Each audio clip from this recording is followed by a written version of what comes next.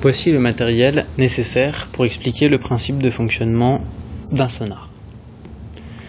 Nous avons ici un émetteur d'ultrasons et un récepteur d'ultrasons, l'alimentation électrique qui est reliée à l'émetteur et l'oscilloscope qui permet d'observer à la fois le signal qui est émis par l'émetteur et le signal reçu par le récepteur. L'émetteur est réglé pour envoyer des salves, c'est-à-dire des impulsions, au récepteur. C'est-à-dire qu'il envoie une salve d'ultrasons, puis rien, puis une nouvelle salve d'ultrasons, puis rien, et ainsi de suite. Voilà le signal que l'on observe à l'écran de l'oscilloscope. On observe donc la salve d'impulsion, puis plus de signal envoyé, puis la salve d'impulsion suivante. On observe le signal du récepteur qui reçoit les ultrasons. Sur l'émetteur, il est possible de régler la durée des impulsions.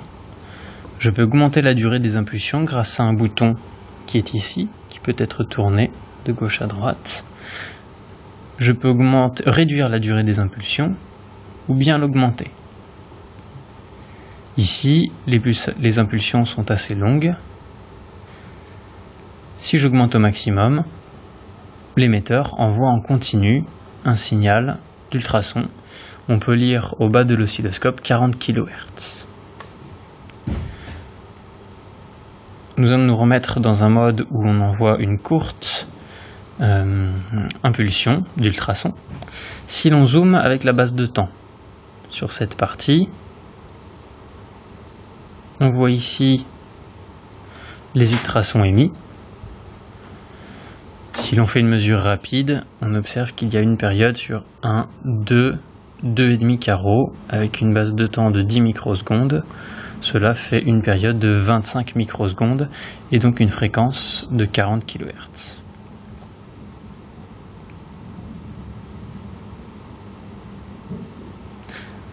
Si l'on observe en détail le début d'une impulsion, nous observons qu'il y a un retard entre le signal observé par le récepteur et le signal émis par l'émetteur. Nous avons l'émetteur ici et le récepteur ici. Nous observons, en mettant stop, l'impulsion émise par l'émetteur et le signal reçu par le récepteur. Si l'on rapproche le récepteur de l'émetteur, nous observons que l'amplitude reçue par le récepteur est plus grande et que le retard est plus faible. Pour bien observer ce phénomène, on adapte la base de temps ainsi que l'amplitude.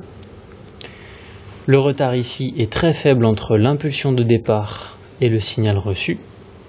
Si l'on recule le récepteur, le retard est de plus en plus grand et l'amplitude du signal diminue.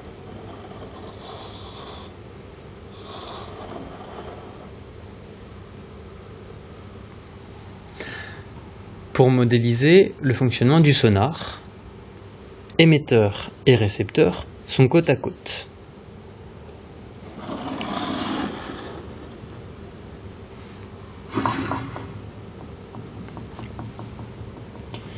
Nous observons toujours l'impulsion émise par l'émetteur, mais le récepteur ne reçoit aucun signal car il n'y a pas d'obstacle.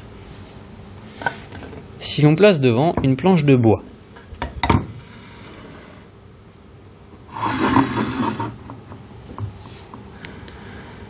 notamment si l'on place la planche de bois très proche, on observe que le récepteur reçoit à nouveau un signal, avec un retard. Si l'on recule l'obstacle, le retard augmente.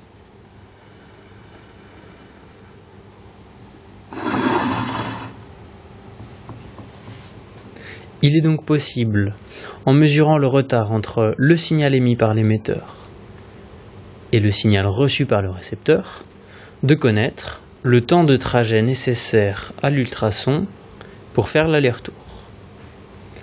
Connaissant la durée et la vitesse des ultrasons, il est alors possible de calculer la distance entre émetteur-récepteur et l'obstacle.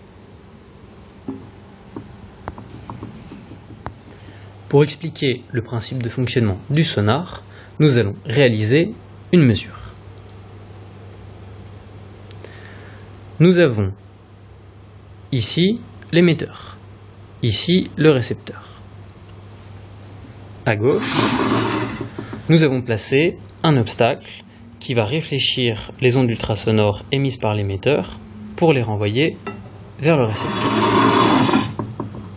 À l'oscilloscope, on observe le signal émis par l'émetteur et le signal reçu par le récepteur.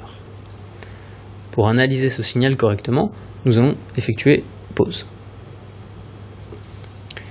On observe ici le début de l'impulsion de l'émetteur, la fin de l'impulsion de l'émetteur. On observe ici le début de l'impulsion reçue par le récepteur, avec un certain retard. Pour effectuer une mesure précise, nous allons décaler l'ensemble de la mesure. On voit bien l'impulsion émise par l'émetteur et l'impulsion reçue par le récepteur. Nous allons effectuer une mesure du retard entre l'impulsion de l'émetteur et du récepteur. Pour cela, il suffit de déplacer le signal pour le faire coïncider avec le quadrillage de l'oscilloscope. On essaye de se placer précisément au niveau d'un trait du quadrillage et l'on peut estimer le retard temporel entre les deux signes. Un carreau, 2 carreaux, 3 carreaux, 4 carreaux, 4 carreaux, virgule 6. 4,6 divisions. On lit ici le calibre en temps, 500 microsecondes par division.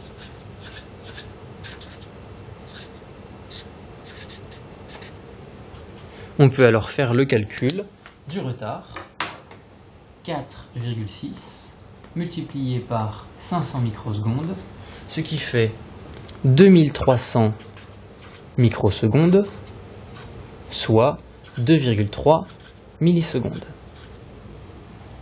Il est possible de mesurer ce retard aussi grâce au curseur, menu curseur.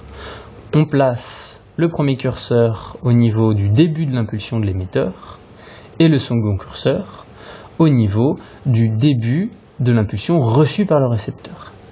Cette position est assez bien définie, mais celle-ci est beaucoup moins claire à définir. Donc nous allons estimer la mesure, mais aussi une mesure de l'incertitude. À l'oscilloscope, on lit que le retard est de 2,32 millisecondes. On retrouve la valeur calculée juste avant. Nous pouvons aussi estimer l'incertitude.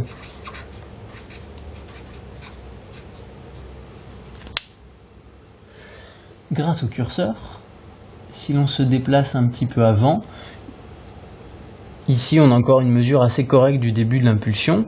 On voit qu'on est à 2,28 millisecondes, mais le début de l'impulsion aurait pu être estimé ici, 2,34. Donc on voit qu'il y a un écart, une variation typique d'à peu près 0,04 millisecondes.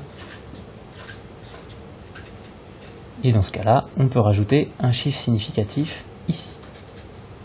La mesure est donc de 2,30 millisecondes, plus ou moins 0,04 millisecondes. Nous pouvons, à partir de ces mesures, déterminer la distance entre l'émetteur-récepteur et l'obstacle à gauche. Pour cela, nous avons le retard, 2,3 millisecondes avec son incertitude, et la vitesse des ultrasons. La distance entre les deux, D, est égale à C fois taux divisé par 2. On divise par 2 car il y a un aller-retour.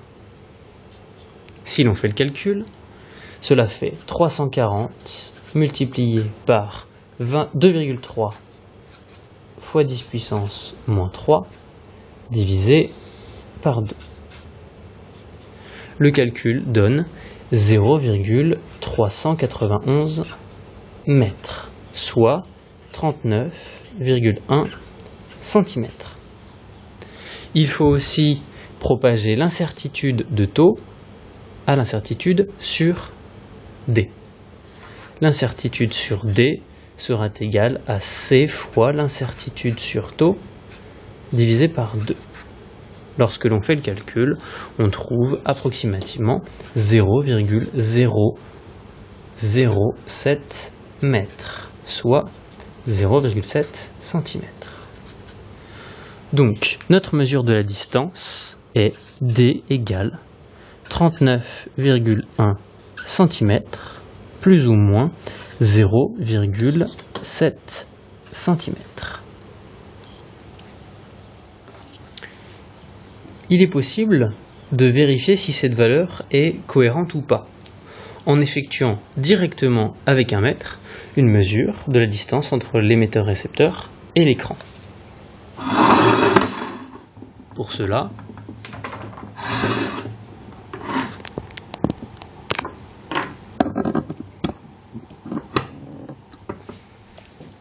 nous prenons le mètre,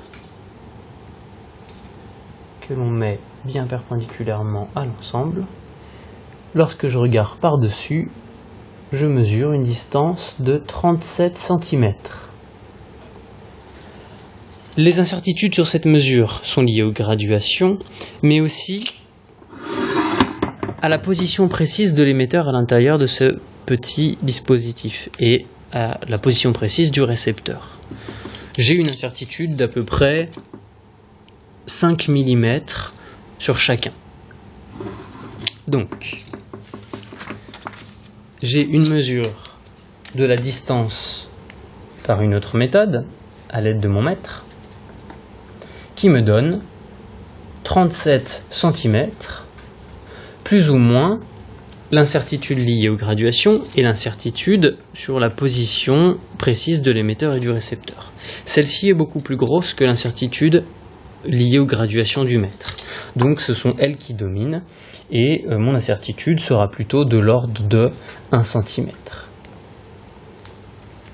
Maintenant, nous pouvons comparer les deux valeurs. La distance mesurée au mètre est comprise entre 36 cm et 38 cm. La mesure liée aux ultrasons est D égale à 39,1 cm plus ou moins 0,7 cm, ce qui donne D est compris entre 39,8 cm et 38,4 cm. Ici, nous constatons qu'il y a une incompatibilité entre ces deux mesures. La valeur vraie est censée être entre 38,4 et 39,8 d'après la mesure avec les ultrasons. La valeur avec le mètre nous donne plutôt une mesure entre 36 cm et 38 cm. Il y a une raison à cet écart.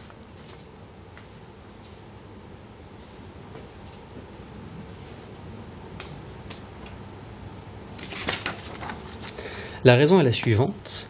L'émetteur et le récepteur sont légèrement décalés l'un par rapport à l'autre. Émetteur, récepteur. La plaque étant ici, en réalité la distance parcourue par les ultrasons n'est pas précisément D mesurée avec le mètre, mais une distance légèrement plus grande puisque les ultrasons doivent parcourir ce trajet-là.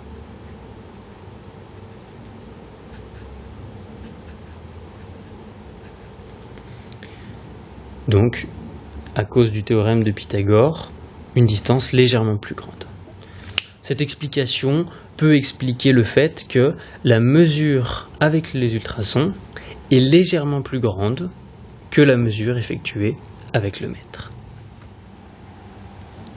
En conclusion, nous pouvons donc dire que l'on vient de voir une méthode qui modélise, plutôt une expérience, qui modélise le principe de fonctionnement d'un sonar avec émetteur-récepteur, un obstacle, et grâce à la mesure du retard, une évaluation de la distance entre les deux.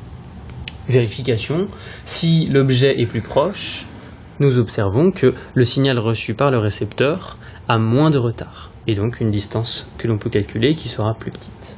Cette méthode permet aussi d'estimer s'il y a par exemple un obstacle sur le chemin. Si je mets mes doigts devant, on observe que le signal est un petit peu modifié. Alors je vais essayer de mettre un obstacle assez fin. Voilà, un stylo. On observe qu'il y a toujours l'impulsion reçue par le récepteur due à la réflexion sur l'écran, mais devant, il y a un petit signal qui correspond à la réflexion sur le stylo.